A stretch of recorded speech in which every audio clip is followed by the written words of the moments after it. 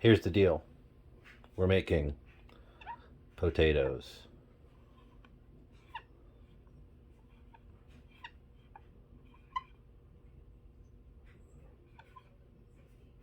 Apostrophe? Probably. Look, he's just chinchillin'. Alright, potatoes. I don't remember what they're called, but basically, it's a 3-step process. 1, cut. 2, sear.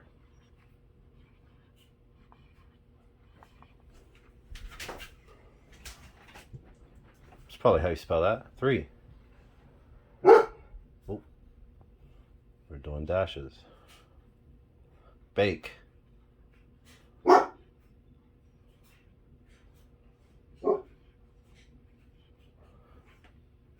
What's a shitty K? Cut, sear, bake.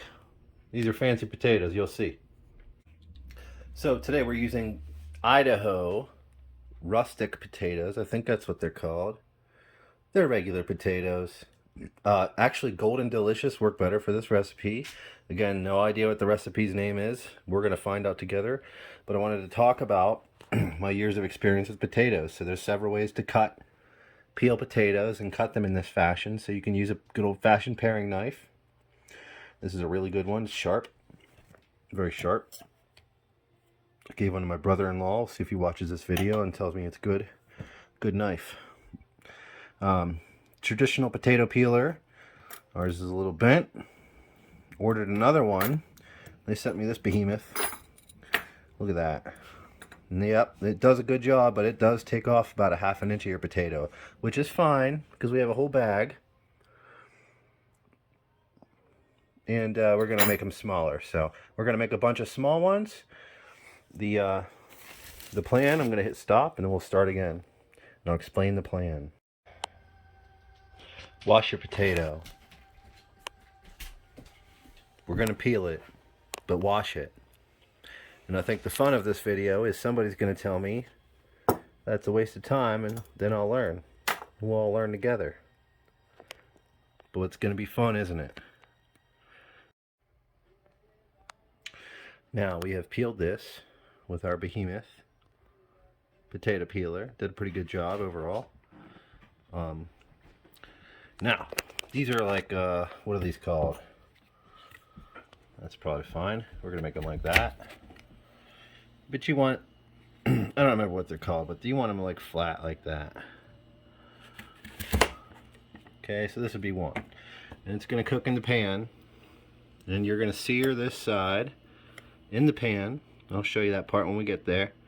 Then you're going to flip them and sear that side. Okay, it's going to get all nice and crusty on there. It'll be looking good. Okay, and then we get to the next part, which is the baking part. So first cut, then sear, then bake. Alright, I'm going to do like some more of these and I'll show you the end result. You want them all to be the same height.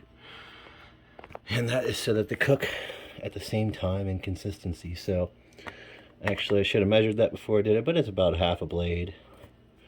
For me it's about ½ a finger. Whoops, I'm not even looking. First video. Oh, great job everyone. Here we have the potatoes. And they have a flat top, flat bottoms. My first video, zooming is interesting. There we go. For a second, I guess, maybe. So anyway, they're all flat, but they're all a little different size. Most of them are, they're all pretty close, but, just like real life, they're not all the same. So this guy's going to be a little thicker. That's okay. They're pretty close. So now we'll put them in a pan. I'm excited to talk to you about searing, is because I have a magical fat called Beef Tallow, and I got that by cooking something else that's really awesome, really amazing. Maybe I'll do another video about that, but this one is about whatever this potato dish is called. And I think that's going to be a fun part of my video series, is knowing half of what to do and then having people participate in the answers. That'll be fun. So somebody's going to tell me the name of this and tell me maybe what I could do better. Maybe beef fat's not the best thing to cook it in. Alright, so Whenever I sear it, after I sear it, then I'm going to bake it. And whenever I bake it, we're going to be doing a little bit of braising, if you would call it. Braising, I guess. I'm not sure. But basically, we're going to add chicken broth, and then we're going to bake it for like, I don't know, an hour or something like that. So I'll look up the recipe before I make the next section. But basically, we're going to transfer it to a pan, and we're going to introduce some beef fat. So let's get that cooking. Flame on. Hope Marvel doesn't sue me for that. Okay, so what we're going to do is get our cast iron pan nice and warm. You see I got a nice big boy here. It gets a nice amount of usage. You can tell by the little bit of rust, but we do keep it pretty nice and seasoned. But good pan. You can use a cast iron. You can use whatever pan you have. I like to use something that I can transfer from the top of the oven into the oven. Maybe they're called transferable pans. Maybe somebody could tell me the name of those pans in the comments section. Great, thanks. So moving over to our beef tallow. This stuff is made to use soap, I've heard. Basically, you boil your beef fat down and then refrigerate it and separate the water, and you get this nice beef tallow. I guess it's lard or shortening. So let's get a little bit of that. See, I had some broken off from, I made some eggs with this stuff. It's pretty good. So let's just drop it in our pan. And we're gonna use a good bit of this. A, because I have a lot, and B, because the pan will take a lot of fat. The potatoes will take a lot of fat. And by take a lot, I mean that you can cook with a lot of excess. Just like you could imagine, potatoes can take a lot of grease, because you probably had French fries before, right? So anything potato definitely can take a lot of grease. Probably should have cut this before I tried to make the video. And eventually I'm going to make my stepson help me with this and hold the video camera. So hold on. There, we got a nice sized chunk. So I'm just going to introduce that in the pan. You can see the other stuff that we added earlier is already boiling or solidified. What do you call it? And we're going to put that on a medium low there, because beef tallow is a low smoke point. Well, lower melting point, I should say. So you can see it would be boiling out of the pan otherwise. So we'll put it on nice and low, and we'll get that everywhere. You know, all over. Oh yeah, that's what I wanted. Nice, that jumping out of the pan. It doesn't have a strong smell, but it does have a beef undertone. If you're curious of what the smell and flavor is like.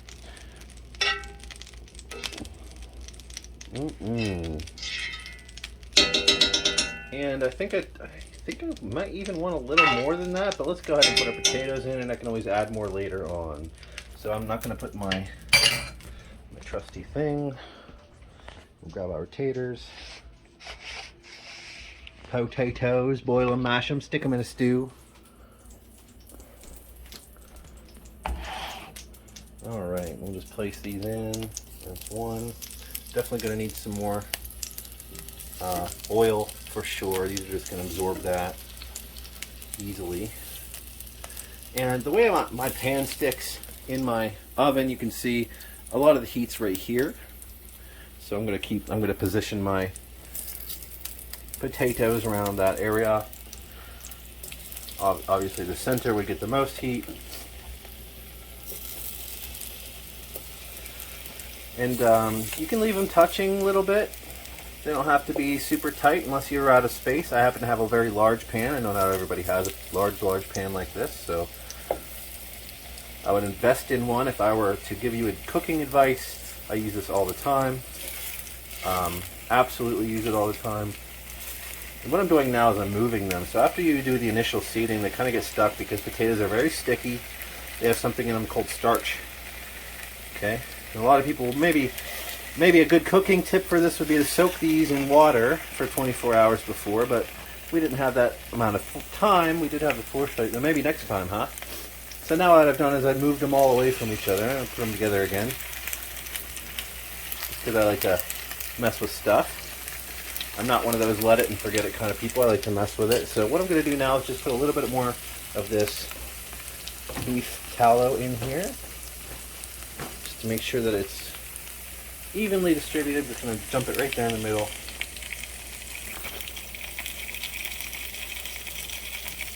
Get in there. Yeah.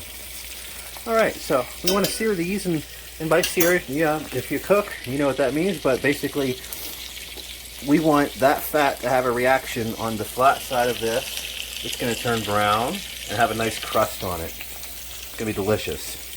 Alright, and a nice crust. Potatoes with a crust, that gives your mouth a small different consistency. Normally, mashed potatoes are all one consistency, but mashed potatoes with a little bit of skin in them, or especially cooked skin with flavor, oh, that's yummy, and that's a little different than you're used to. So that cooking these, inevitably the potatoes are going to get soft, right? That's what potatoes do when you cook them. But that crust will allow you to have a texture consistency difference whenever you have the final product. It's going to be really yummy. So we're going to let these cook for, I don't know, I just turned the heat up if you didn't see that. We went from medium low to almost a medium. And you can see I got quite a bit of grease in there, quite a bit. So they're sitting in quite a bit of grease. I'm going to grab my cast iron. The handle gets hot, so you want to avoid burning yourself if you can. I'm going to grab that and turn the handle around. Now, my oven doesn't sit perfectly straight. It does have a slight slope. So I'm turning that to get the grease to flow down a little bit and really absorb into those potatoes. So didn't do any other seasoning.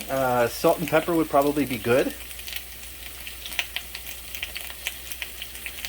And yeah, so we'll go ahead and pause there, and I'll come back. These will probably cook about 20 minutes total. All right, so 10 minutes on one side, 10 minutes on the other. I may move them around and make sure that they don't get stuck to the pan. So we'll be back. Okay, when I said it would be about 10 minutes on each side, that's because we're going low, because we're using beef. You would turn it up a lot higher or hotter normally and use like a grapeseed oil, something with a higher higher temperature. But you can see that this is cooking just fine, just a little slower. So we're going to again do a quick turn, just using the tongs.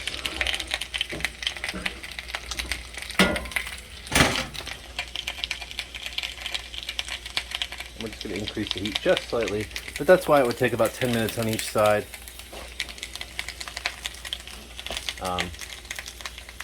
Yeah, because we're going a little slower and lower. So, alrighty. So the other thing I've done is I've preheated the oven. It's currently at 260. It's going to be at 225, so that I can pop this in there. So we'll check back in about 5 more minutes. All right. You can kind of see. Oh, good, I can zoom in. Starting to brown at the bottom.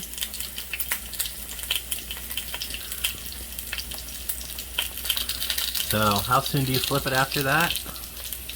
Let's take a look.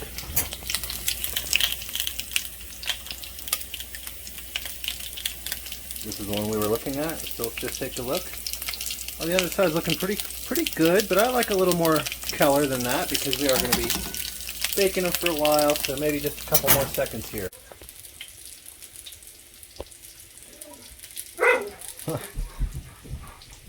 We are on the sear section. We're about to flip. The potatoes are actually called fondant potatoes. Fondant potatoes. So, all right, let's flip.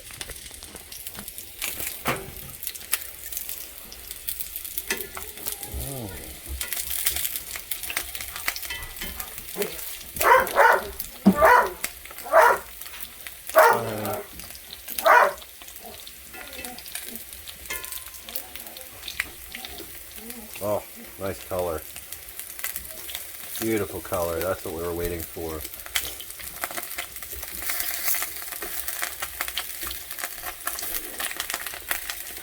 Hi, honey.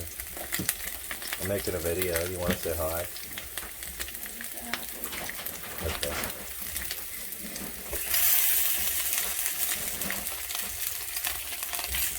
If this one would flip, there we go.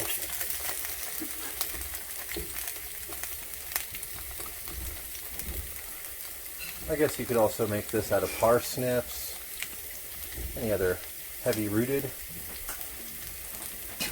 vegetable. I don't know. These ones don't look so hot, so let's move them to the middle. And now we got another 5 to 10 minute wait. They look great though. Alrighty, it's been some time. Let's take a look. Oh, a little dark. Guess we waited too long. That's okay. We'll just put that side down on the bottom.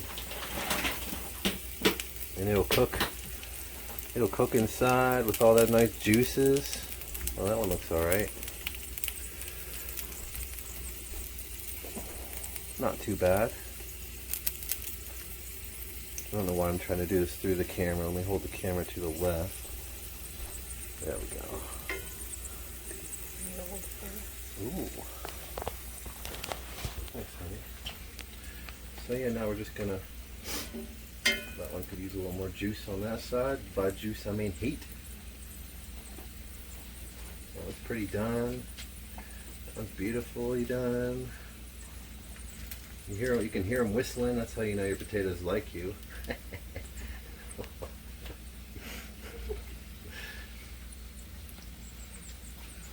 So I'm going to move some of these ones that aren't as done to the middle, but really these are ready to go in the oven, I guess. So how do you do that? This is the fun next step. You can just stay there on that shot, please.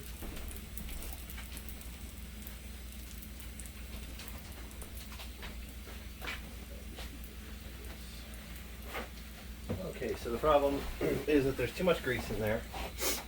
There's too much grease in there.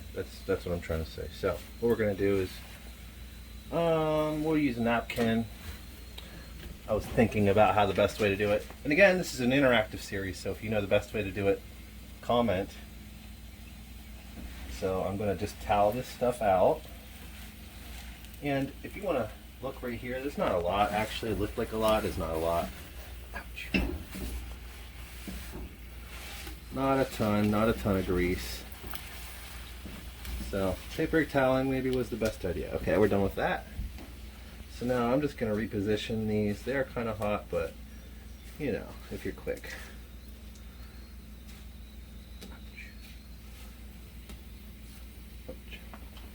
Don't try that at home. Don't try that at home. Now hold on a second. I'm going to grab a little bit of.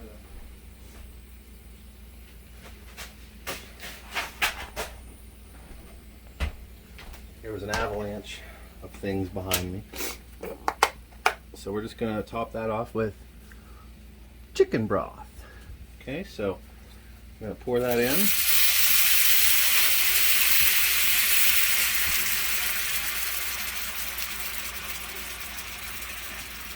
Not that much. I guess, what would you say that is? You can't do volume because the pan's big, right? So you want to do by inch or whatever. I guess it's about a quarter of the way up the potato size. So one of our shortest potatoes is about half submerged. And then what that's going to do, I need to throw a little butter in before I do this. What that's going to do is it's going to absorb all of that juice into the potatoes. I forgot the butter. So I don't really measure my butter, but if you ever look at it, it's really nice. It tells you the tablespoons. So I'm just going to pinch off about half of that.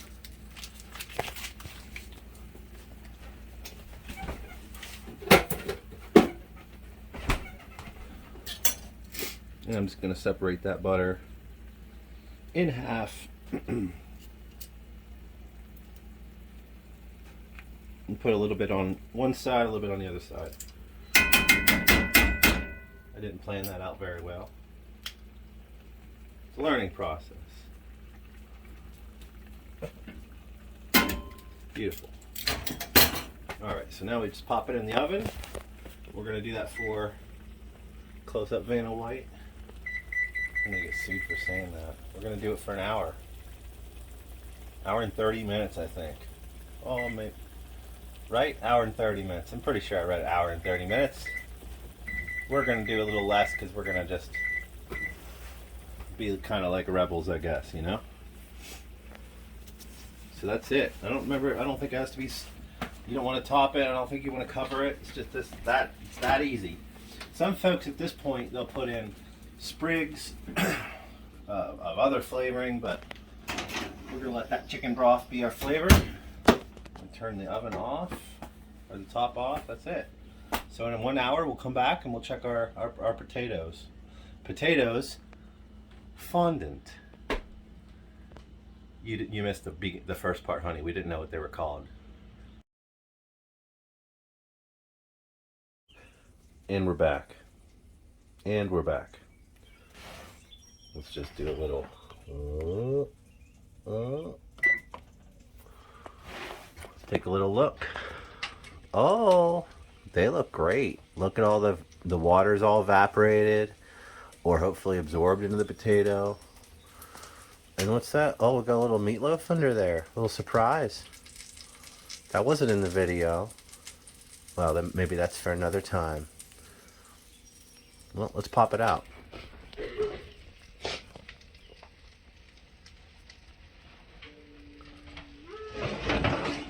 Oh yeah, let's get that out of there.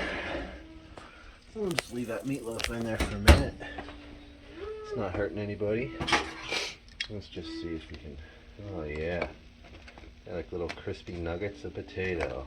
And whenever you cut into them, guess what's gonna happen? Well, I said guess. Look at that, it's beautiful. It's soft inside. It's gonna be amazing.